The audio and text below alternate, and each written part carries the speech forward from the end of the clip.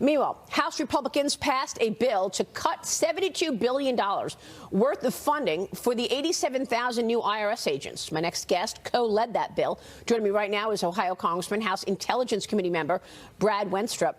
It's great to see you, Congressman. Thanks very much for being here. We've been looking forward to talking with you on all of your efforts, particularly getting to the origins of COVID-19. But, Brad, let me start with the White House already opposing this bill. Do you think it has a chance to pass in the Senate, given the fact that the Speaker, Kevin McCarthy, said that he is going to rescind all of that money that Joe Biden wants to send to the IRS?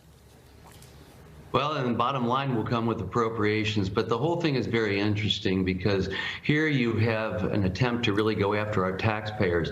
Yet within our same House of Representatives Ways and Means Committee, when we were trying to go after all the fraud that took place with the unemployment benefits, et cetera, they didn't want to touch it. They didn't want to go after it. Don't go after fraud, but go after hardworking Americans that are paying their taxes. Look, this is the first bill that we put out. And as we look at this, you know, before we just add more agents and have a huge expense, let's define the role of what you want this what you want to take place. You know, we know the IRS. With the IRS, you're guilty before you're proven innocent. And this is no attempt to improve customer service of the IRS, to modernize the IRS, to increase efficiencies and handle the backlog. And look, we talk about what we passed yesterday. This idea of looking at the weaponization of the government. Within the IRS itself, we've seen what Lois Lerner did, where she was denying conservatives the ability to form their groups. We saw attempts to follow hardworking Americans every exchange they make and follow their cash flow. And we've also seen leaks of taxpayer information within the IRS. These are the issues that we should be addressing, not this. And I think that we made a right move. And Americans understand this very clearly. I'm sorry that maybe the Senate won't or the White House won't. Well, and now we've got Eric Swalwell, Adam Schiff, Ilhan Omar complaining that Speaker McCarthy is removing them from their committees. Adam Schiff has been lying to the American people now for, I guess, 5-6 years and counting. A reporter now is looking to take legal action against the California congressman. The Twitter files have revealed that Congressman Schiff tried to get that reporter banned back in 2020, Congressman. Again, suppressing truth and amplifying lies is what Adam Schiff and the FBI were doing right before the 2020 election. Will there be any accountability here? Well, first, let me start with what you mentioned about removing people from committees. Was certainly Nancy Pelosi set the precedent for that when she brought it to the floor. And I think that we can make the case as to why people would be removed from committees. Now you see this attempt by Adam Schiff or his office reaching out to Twitter to try and get journalists removed. There's certainly a collusion that we're seeing taking place between government or government officials, certainly people paid by the taxpayers, to go and try and censor someone's opinion or thoughts. And clearly this is for political reasons. Look, this is why we don't have trust, why people don't have trust in our government, why people don't have trust in social media. At least they should not in so many instances. And certainly they're losing trust in people like the FBI because we see that they have been involved with trying to coerce social media in attempts to limit people's free speech. Well, all of this has created not just a distrust, but a lack of confidence in this administration and America, frankly, Congressman. I mean, look, on a day that the FAA has ordered all of the airlines to ground flights, I mean, U.S. flights have been grounded due to a system outage. This is the first time we've seen this, anything like this, since 9/11 and a terrorist attack. So the FAA claims that they're going to be grounded until 9 a.m. It's 8:30 right now. So we're 30 minutes away from what we're expecting, if you listen to the FAA, that flights will be able to resume again. Do you have any intelligence on this? What happened? What is behind this stunning ground across the board, across America, systems outage?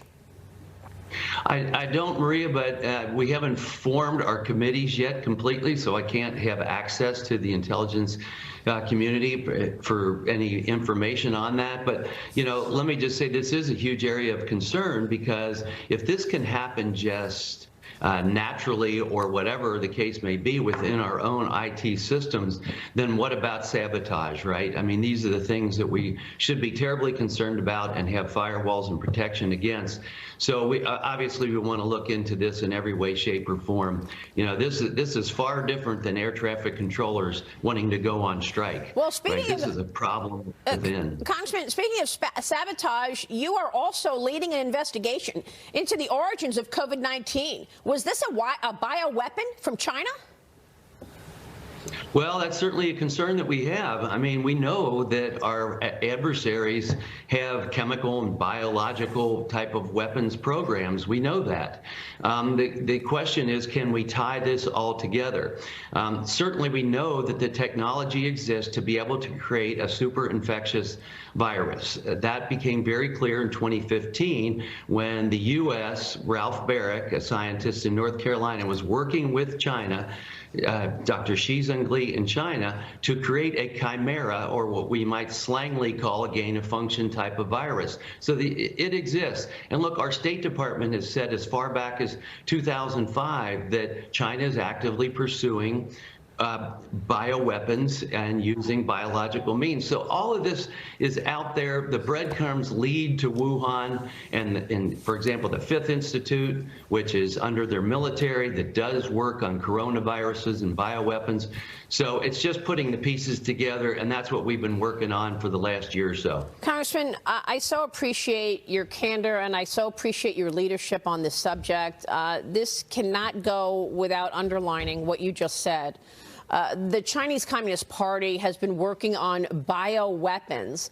Why are we allowing the communist country to open its borders to allow Chinese citizens with COVID to travel wherever they want? We just saw flights from China to Italy. When they got off the plane, half of them had COVID. Yeah, if you go back to the very beginning of the COVID pandemic, you know, you saw, like, for example, a huge increase in COVID in Italy. Well, Italy employs a lot of Chinese workers. So you can see this pattern. So why are they doing this? I don't know. It's perplexing to me.